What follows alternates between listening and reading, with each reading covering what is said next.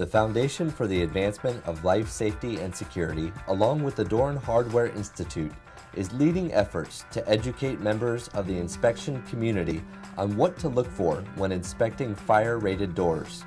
These new educational efforts, necessitated by the changes in the 2007 edition of NFPA 80, Fire Doors and Other Protective Openings, provide for a major shift in the inspection of fire-rated doors. Whether your job title is Building Inspector, Code Enforcement Officer, Fire Marshal, or some other variant, you represent the authority having jurisdiction. You determine which materials, products, installations, and construction techniques are acceptable in your area.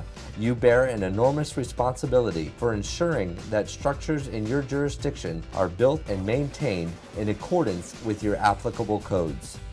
I am Robert Polk, retired fire chief and former South Carolina State Fire Marshal. Safety and security have always been a prime consideration in the built environment. Through the design process, construction, and for the life of a building, local authorities must be prepared to deal with a multitude of component features. Unfortunately, throughout the years, AHJs have many times been overwhelmed with responsibility. Equally unfortunate is the fact that AHJs are often forgotten when new technologies are introduced. The training and education necessary to effectively regulate, inspect, and enforce the requirements of various codes is a daunting task. It has been my privilege to work closely with industry representatives in their efforts to create an extensive training course for inspectors. This course provides the necessary education to become the knowledgeable individual that is required in accordance with NFPA 80 standard.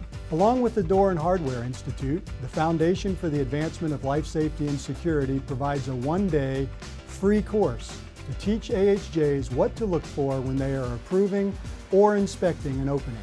I am encouraged by the fact that this program will not only provide much needed training, but will also have the capacity to substantially increase the safety of buildings and create more effective inspection programs.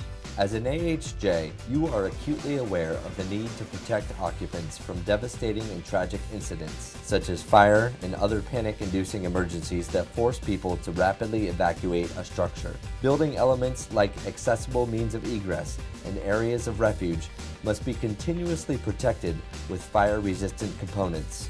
Unfortunately, the world is far from perfect. Doors are one of the very few moving elements of a building that we touch on a regular basis. They are subject to wear and tear over time and will eventually need to be repaired or replaced. If they are working properly, we may never become consciously aware of them.